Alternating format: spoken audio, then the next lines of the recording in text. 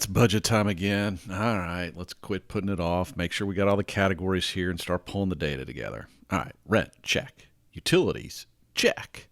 Food, check. Transportation, check. Weather, check. Medical, check. Insurance. Wait a minute. Did you just say weather? Welcome to What Is It About the Weather, a podcast where we explore the many ways that weather intertwines itself into our lives. I'm your host, Mark Jelanic. And this week we're going to take a look at weather at what cost. Did I say it was fall last week? I know I swore that it was feeling more like fall. At least I think I did. And it feels like, well, it was just a few days ago that I recorded that episode. I got a little warm here again. I'm not going to complain, but did have to turn the AC back on. Was really hoping to avoid that. I ran a poll on Twitter. I don't do that very often, and I'll tell you why. I don't think most people respond to them. Yeah, sure, if you've got 1 million followers or a really lot of active followers. I'm not active enough on Twitter. I think I've got like 1,000 followers on my personal account. But you know, that probably means that 100 of them actually look at some of the tweets you send. But I got, again, a little more than a handful of responses. But what I don't like about the polls is they used to, I could have sworn they used to let you type in a longer kind of answer. And I had to do a yes, no, but I wanted to add kind of a snarky, kind of having fun comment. So the poll was, is this my last 80-degree Fahrenheit day for the year? And this was for Friday, right? I think I set it out on Thursday, and what I said is tomorrow, right? And the response is, nobody said yes. I was kind of disappointed. No one was a fan of fall. Most people did say, my smart mouth answer was a short version of, you're the meteorologist, shouldn't you know? And that got the most votes. I guess I'm not surprised by that. Knowing some of the people that follow me and knowing some of the people that were likely voters, that feels about appropriate. I don't know. I'm holding out hope. Saturday, the forecast is looking a little nah. So it might get close just on one day later. The timing, when I put out the poll, the timing of the cold front was a little faster. So I thought I was going to be safe on Saturday. So I may blow it out the gate right out the first day. I'll let you know in a future episode. But again, I've got cooler weather coming. Go back to windows open. All's good. I can't really complain too much. I've had a good fall overall in terms of the weather. I also wanted to take a moment to say thank you for all of you who went to whatisitaboutheweather.com/survey and filled out the survey. I'm not going to ask for you to do it again. I guess I kind of did right there. So those of you who haven't already, you still got a chance. But I'm not going to ask again. I'm going to leave it up there a couple more weeks, though, so people that can listen can hopefully still respond if they want to. Some interesting responses, still trying to think through how best to achieve all the things that people would like to see, and you never can. But like I said, there was some good thoughts, and I do appreciate you taking the time to do it if you did. And you still got a chance if you haven't. Also, I wanted to say thank you again to those that supported my ride. I did do a lookup, and while I know they're still taking in some donations, I think it'll be small amounts. They raised over $750,000 to support autism research, and that's awesome. And while most of that was corporate, those of you who helped support my ride, we did $750, and I appreciate that. Yes, it's only a small little fraction, but it matters, right? It all matters. And hopefully, even the little bit we put together and we contributed can help the broader cause. All right. A lot of times I have a little headline I also share in the intro. But last week's headline, and because I did the episode kind of earlier in the week, it's still kind of in the news, right? And it really got me to thinking about private weather forecasting, because as I mentioned in the episode, that they really should hire somebody to give them a forecast. It was a bit of a unique situation. It was outside the norms, right, of when things should take place. And snow forecast in October, most places around the country, it's not going to be relevant. And here they are, National Weather Service office, big broad area they're covering. And while like I said, I think they hinted at the fact of there being a risk, a private forecaster would have been able to help with that. And I've done this before. It's not a unique thing. It's not a type of service that's not out there. And it doesn't have to be all that expensive. There's a music festival a few years ago in the Atlanta area that, they've got multiple days. It's not just the event itself. They had setup, they had the event, and then they had teardown. And they were primarily concerned about two fundamental aspects of the weather. One being, right, the wind. And you may not think of it per se, but they're erecting structures. And we've talked a little bit about this before, is wind at, where we're standing versus just a few feet above us can be very different. And so they wanted to make sure they were going to be safe as they were erecting these stages and all these things that went up a fairly decent height. But then the other part of it was the convective, was the thunderstorms, odd, you're not thinking about that being particularly odd, right? You're going, okay, that makes sense. No one wants to get struck by lightning, lots of metal. You're going to have fans there. You're going to have performers there. You're going to have workers there. But like I said, this was a before and after, and it's still kind of during tropical cyclone season that can have impacts around Atlanta. End of the day, that's what I did. Did it for a few days. Supported them for, I think I issued forecast for on the order of about 10 days. I don't remember what the final number was. But it certainly didn't break the bank by any means, whatever that amount was. And hopefully the forecasts were good. I think they were pretty spot on. So why wouldn't you do that with this ultramarathon? Why wouldn't you do it with most of these types of events? And I think there is more and more of that. I think the bigger events do hire this type of service, but I can understand a smaller one not being used to doing it or not even thinking they would have to. But quite frankly, if I were somebody participating in an event, I would want to know that that is happening. And I do think you can run into these things, and that's probably why even the quote started changing in this story, is that someone might sue. And there is this, liability concern and liability risk. And that's why you also, every of these events that I do, have to sign all sorts of waivers now. You can't just ride anymore. You got to do it. And I don't have a problem with that. I understand what everybody in the game, I understand what all the different sides are doing. But my answer still is, relatively speaking, that I think for events like that, while I don't want to have to be a regulation, I also think it's reasonable that it just is part of it, or that they have to say, hey, we didn't, and you're taking on that risk. I'd be fine with that because I can do my own forecast. But with all this stuff, and I've been in the private sector of weather for a very long time, and there's always, you're either one, buying forecasts to make money, like with energy trading or some sort of commodity sort of thing, or to improve your bottom line because you're determining what you're going to sell, or you're doing it to mitigate risk. You're trying to avoid losses. You're trying to protect yourself, make sure you're properly insured, or make sure you're doing the things to get your assets out of harm's way. But fundamentally, at the end of the day, we continue to get back to the idea of there's still this component that's related to public safety, right? And someone's going to pay for that. And that is not a money-making component, really. And I've done an episode on this a long time ago about, weather being an inalienable right. I think I'll put a link in the show notes if you haven't heard that episode before. But I'm a firm believer that I do think for the public good that there ought to be publicly issued forecast where the motivation is not tied up into money. All right. Now, I'm not saying that a private firm couldn't be responsible for that, but there ought to be different checks and balances, that it's not about a bottom line number. You can pay a private entity, but the people working there and their motivation should be about saving lives. And yes, to a secondary extent, you can say about it's broader than that. It's about protection of the populace, of the people. But, small cities and towns and counties, all this stuff, whenever you have big events like a hurricane, you think about all that has to go into that. And there is money saved, quite frankly. And I do think you can look for that. But you're not really going to talk about money earned, probably, with some of those things, like some of the examples I mentioned before. But a lot of times it's just fundamentally about saving lives, and that can be in a tornado or whatever else it is in terms of the weather. But we live in a day and age where we put more value, and we see these examples all the time. We've just been through it with COVID. There's this weighing of, what do we do from protection? What's the right balance? And it's not always an easy answer, and I get that. But we had this case recently in my area where we again get into the cost of that. We had the remnants of Hurricane Ida.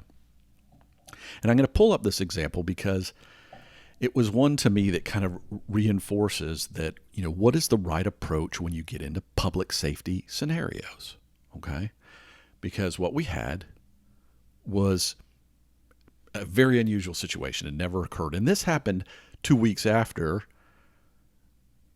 the remnants of Hurricane Henri had dumped record rainfalls in Central Park, as an example. And then Ida would do it just 2 weeks later. And we can get in the statistics and all that kind of stuff. But the event happened in less than a month later, which to me was shocking. The governor, or not the governor, the mayor's office in New York City had a press conference, right?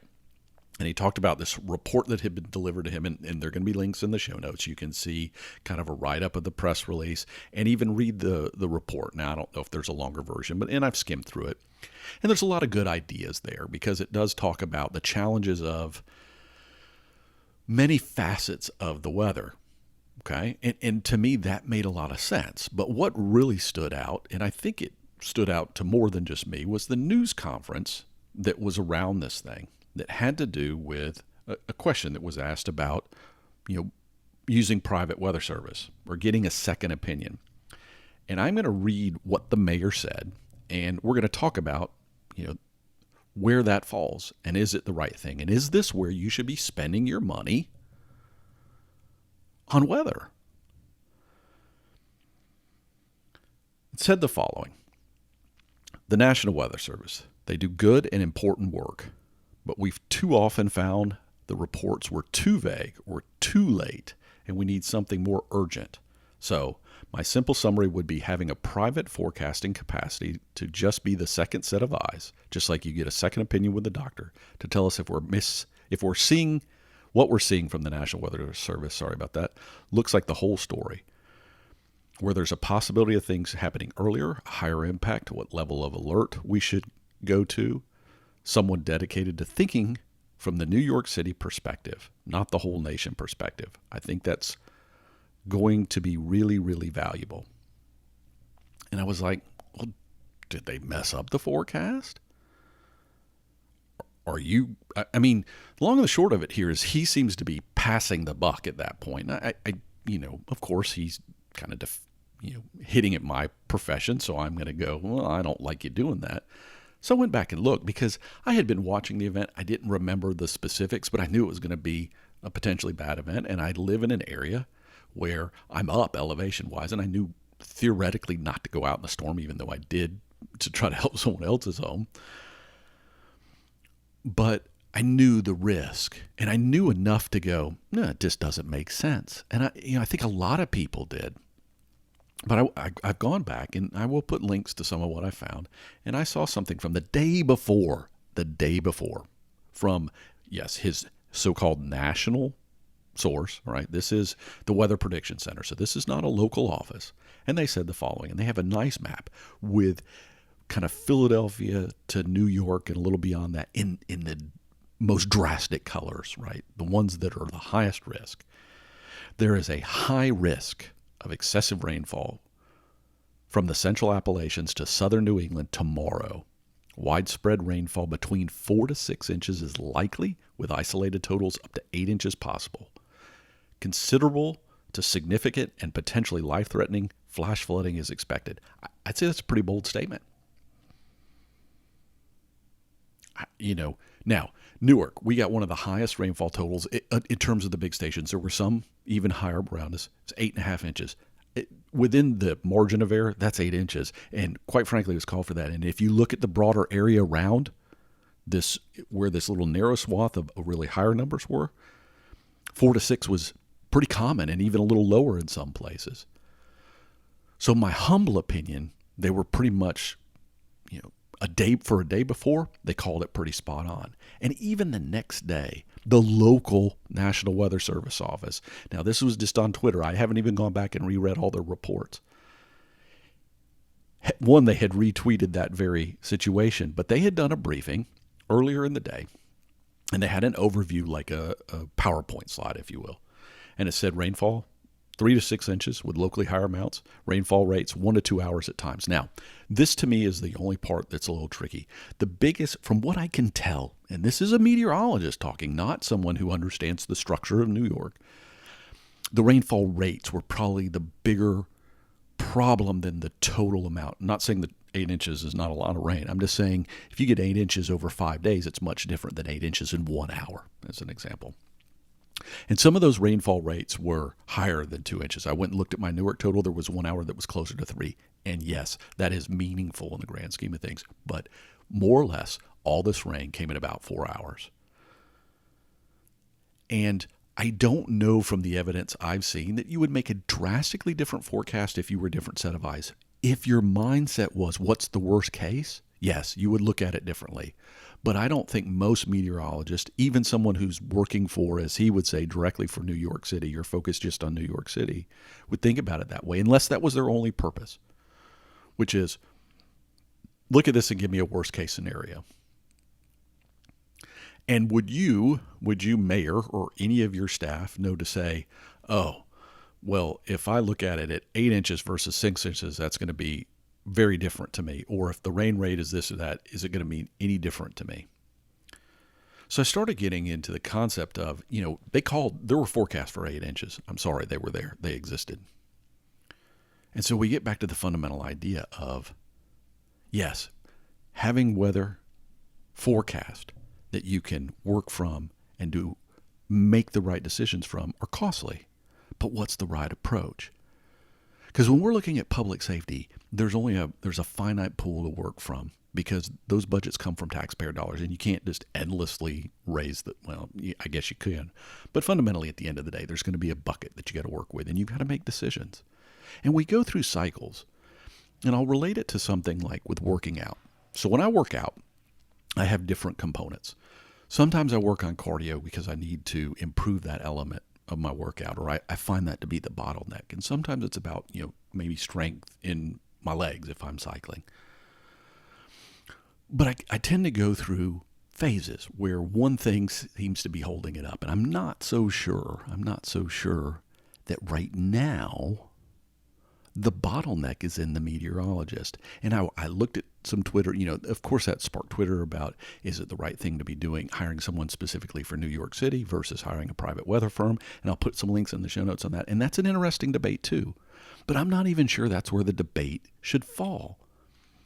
Because just like any good weather forecast, sometimes it's about the technology and was there a good model? And, he started to suggest that you could have had more models and better models. And I don't think so. Yeah, maybe there's some room for improvement there. But if the day before it talked about areas getting 8 inches of rain and it was showing that already, that's enough to work with. Now, you could say the messaging needs to be better, that maybe there needed to be a better explanation of what the maximum rain rates could be, because maybe that would trigger different things in people's minds. But that, again, I get into this thing is, was the data there and it was really a meteorologist that didn't make the right call? Or is it a non-meteorologist issue? And we've brought up this topic before, that I think maybe we're at this point where the bottleneck isn't the weather technology that's giving you the forecast, that it's the meteorologist that's interpreting the forecast, although there might be room for improvement in both. I think the bigger challenge is somewhere else. And I'm not trying to lay blame with anybody, but to understand the potential impacts of how, if I said to you, well, yes, there's a risk of 3 inches of rain versus 2 inches of rain, what are you going to do with that information? It may be meaningless unless you know what the systems that take all the water away can handle. And maybe you have that data, but you better have that data if you're going to start calling other people out on it. Because I think the real elements that we run into today is a lot of times we don't understand how to use the weather data that we can get to enhance our decision processes. For a long time, I think the weather data and the forecast quality was the bottleneck. I don't think that's where we're at anymore. And while I do think that there is continually an opportunity to invest money in the weather cycle and interpreting those weather forecasts, I think it's better spent right now at a different phase of the cycle. I don't know. I'd be curious about your opinion. I'm going to put this kind of whole thing in the show notes. But if you run into situations like that, And where do you find the bottom? Because it might be different for you. Maybe where you are, the weather forecast is truly so bad, it's not even worth trying to interpret. And it still needs to be spent there.